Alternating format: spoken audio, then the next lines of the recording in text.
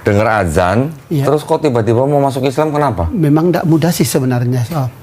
Baru waktu itu kan gimana ya? Cuma ingin tahu apa sih Allahu Akbar ini, ya kan? Ternyata di bawahnya itu ada tulisan Allah Maha Besar. Maha Besar. Nah, ini Allah Maha Besar, berarti Tuhan yang Maha Besar. Apa nih artinya nih? Sampai sebesar apa sih Allahnya orang Muslim nih? Nah, itu ceritanya dulu. Bismillahirrahmanirrahim. Assalamualaikum, Bang Indra ya. Saya panggilnya Bang Indra apa nih? Boleh mana aja. Yohanes Soter juga boleh. Oh, namanya dulu Yohanes. Ya, Yohanes Soter. Oke, Ya, saya panggil Bang Indra aja ya. Siap. Alhamdulillah, Bang Indra ini mantan kafir ya? Iya, betul. Betul kan? Betul. Jauh lebih bagus disebut mantan kafir ya? Iya, benar. Daripada mantan muslim ya? Benar. Masya Allah. Jadi Bang Indra ini adalah seorang yang dulu masuk Islam tahun berapa, Bang? 1987. Umur kurang lebih 12 tahun lah. 12 tahun? Iya, umur 12 tahun. Umur 12 tahun sudah masuk Islam? Sudah masuk Islam.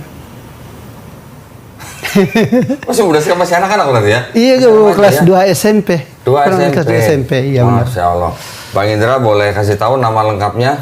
Nama lengkap sebelum beragama Islam, Yohanes Soter. Yohanes Soter. Ya, setelah masuk Islam bersahadat namanya Abdurrahman. Abdurrahman. Kalau nama Indranya itu waktu di nama entertainment dulu. Ikut orang entertainment. Dulunya. Ya, biasalah. Di itu apa? kecilan. Sinetron? Sinetron. Kecil waktu di Cinta Fitri itu figuran. Biasalah di SPG semua pada gokil. Itu di TV Banten waktu itu saya buat produk TV dulunya. Sekarang tidak ada lagi. Jadi Bang Indra ini dari suku Dayak? Suku Dayak Mamaloh dan Iban. Mamaloh dan Iban. Dayak itu ada beberapa subsuku. Ada ratusan subsuku lah. Nah, cuma kebetulan saya ini terlahir dari 2 subsuku. Nenek Iban asli, kakek orang Dayak Mamaloh. Nah, makanya saya ambil 2. Kalau saya ambil cuma Mamaloh kan nanti marah nenek. Marah, iya kakeknya. Iya, nenek saya ambil Iban, kakek marah. Saya ambil dua-duanya. Jadi dua-duanya. Ada, Masya Allah. Iban dan Mamaloh? Iya, Iban dan Mamaloh. Alhamdulillah. Jadi di kota apa itu, Bang Indra? Bukan kota, Bang. Kampung. Kampung jauh sekali. Dari? Lahir saya di Dusun Pinjawan. Pinjawan itu daerah Tamambalo, yang di situ Kecamatan Embalo Hulu. Perbatasan tidak jauh dari Malaysia, Sarawak Malaysia. Oh, nggak jauh dari Sarawak Malaysia. Benar. Di daerahnya Bang Indra sendiri, di dusun itu memang sudah banyak Kristen berarti? Memang di situlah induknya Kristen Katolik. 100% di situ, tidak ada yang mencampuri dulunya. Sekarang alhamdulillah ada yang campuri, mualaf yang nyampur. Jadi memang itu daerah Kristen ya, kantong Kristen berarti. Betul. Berarti semua mungkin itu dari zaman Belanda mungkin ya udah. Iya, sangat. Sangat itulah. Memang dari dulu memang. Jadi kalau ke Sarawak itu hanya nyebrang aja? Iya, nyebrang. Kalau kita kalau dulunya jalan kaki. Jalan kaki tidak jauh kok, kurang lebih 3 hari 2 malam nyampe. 3 hari 2 malam jalan kaki, nggak jauh. 3 hari 2 malam. Nggak jauh tuh ke Indomaret belakang tuh, nggak jauh. Sekarang 2 jam sampai ke Sarawak Malaysianya. Naik mobil. Dari kampung itu naik mobil. Kalau jalan masih tetap 3 hari? 3 hari 2 malam. Kira jalan sekarang jadi 2 hari. Memang agak jauh lah, agak jauh. Jadi keluarganya Bang Indra, papa mama juga semuanya Kristen awalnya? Iya betul, semuanya keluarga. Protestan atau Katolik? Katolik. Oh, Katolik. Gerejanya banyak berarti? Kebetulan gereja satu-satunya yang ada di Kecamatan Balhulu itu yang terlama dan yang tertua. Tertua dan terlama juga. Besar dan terbesar juga. Iya. Dulu. Jadi romonya atau pastornya masih orang bule? Orang Belanda. Betul. Orang Belanda. Tapi sekarang udah banyak orang kita, suku saya orang Dayak juga yang udah jadi pastor kan, mereka lah sekarang. Tapi masih tetap ada orang bule, ada orang Belanda di situ. Nah, Bang Indra waktu kecil berarti sekolahnya semuanya Katolik? Ya, benar. Sampai kelas 2 SMP. 12 tahun SMP. Itu berarti kelas 2 SMP? Iya, SMP, betul. Kelas 2 SMP masuk Islam. Waktu masuk Islam, orang tuanya juga masuk Islam atau enggak? Enggak. Saya lari dari rumah. Lari dari rumah. Ini udah mulai menarik nih. Ada anak 2 SMP lari dari rumah. Dari rumah. Gara-gara dengar azan kok. Itu pun azan di televisi. Loh. Yang ukuran 14 inci yang hitam putih itu, yang kayak lemari dulu tuh kan ada kayak gitu kan buka. Iya, yang ada pintunya. Iya, saya pernah punya juga yang begitu. Itu. Tapi mereknya saya lupa tuh. Dengar azan. Dengar azan di televisi. Terus? Nah, azan itu pun bukan azan dari Indonesia. Dari mana? Dari Malaysia. Malaysia. Siaran Malaysia itu lebih jelas dibanding dengan siaran Indonesia. Unik juga. Lebih jauh TVRI daripada Sarawak gitu ya? Betul. Karena tidak ada stasiun di situ. Jauh memang. Kecuali udah mulai, dulu kan cerita air pekan tuh. Barulah mulai terang. Gitu. Dengar azan, terus kok tiba-tiba mau masuk Islam, kenapa? Memang tidak mudah sih sebenarnya.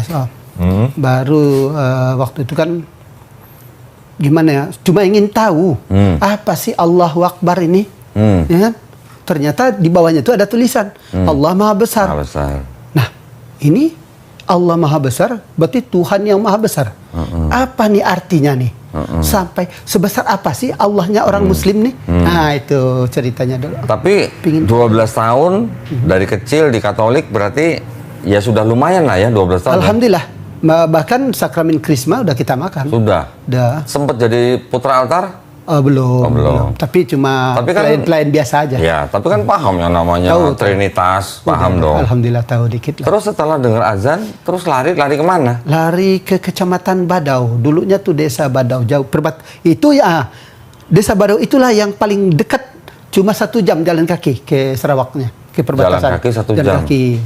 Kalau pakai motor 5 menit. Oke, berarti nggak begitu jauh lah ya? Jauh. Lari ke kecamatan? Lari ke Kecamatan Badau. Ngapain?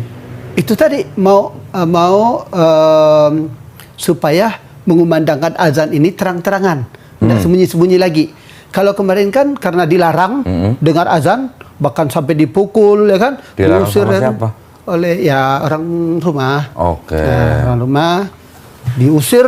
Nggak dikasih makan gara-gara dengar Allahu Akbar, Allahu Akbar. Udah jadi marah.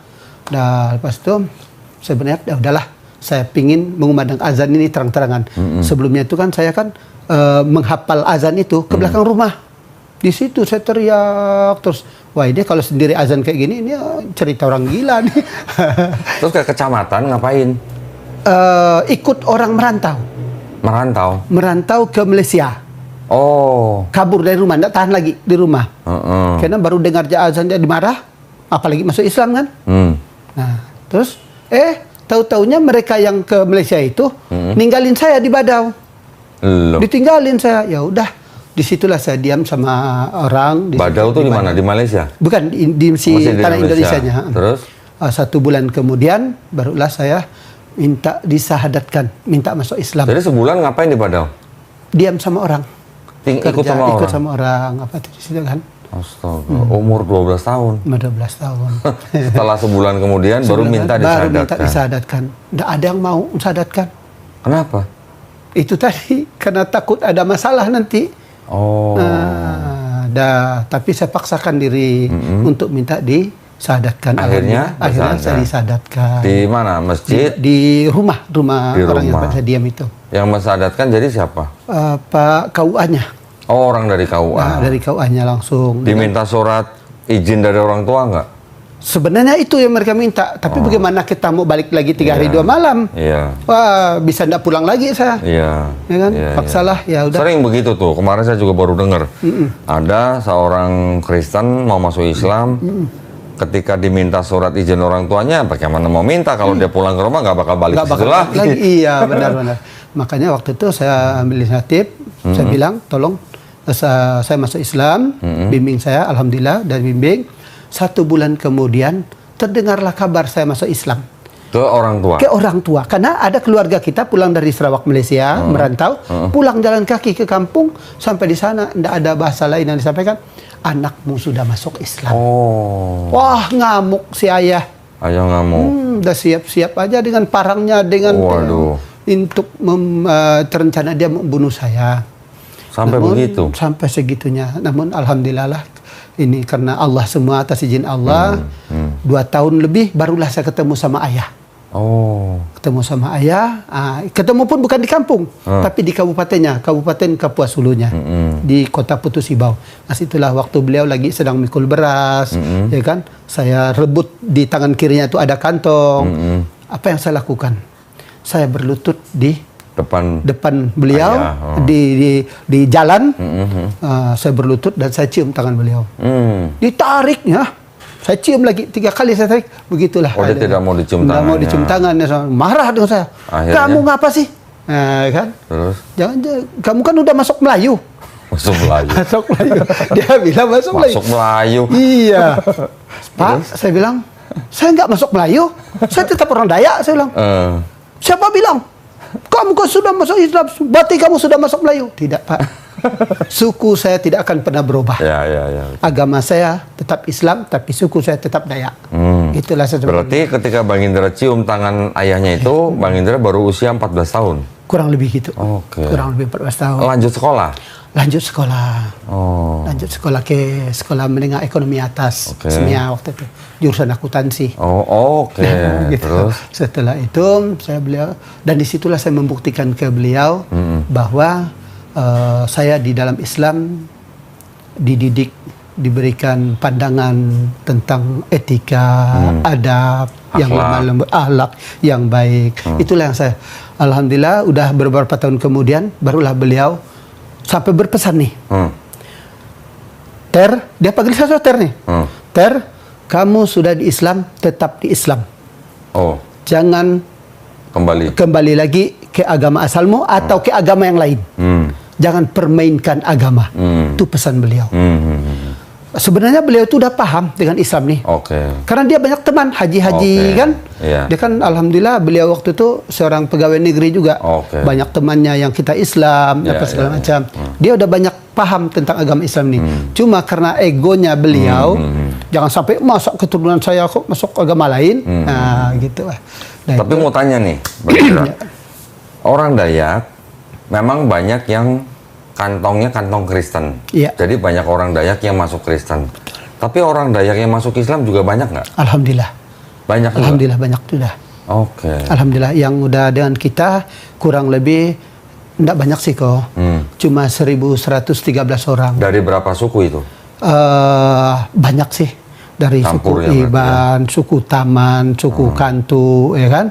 Ada juga dari Ahe juga ada juga kemarin tuh dari Cina, Batak juga ada.